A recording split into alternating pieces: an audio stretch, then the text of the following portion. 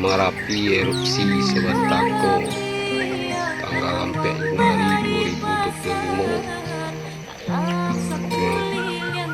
Pembukuan tinggi ya soalnya ke arah Sungai Tarap.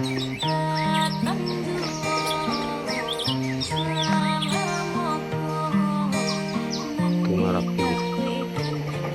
Sudah jauh pengambilannya. Jarak udaranya ada sekitar 40 km. Ini Barasia nampak erupsi dari view dari Jorong Swakare, negara Balimbiang.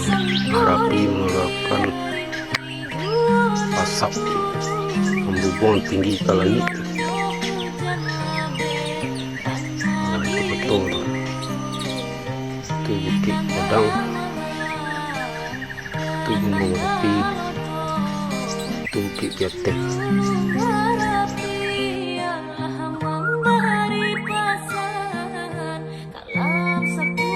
Itu pertama ya. Masuk dari Gunung Merapi.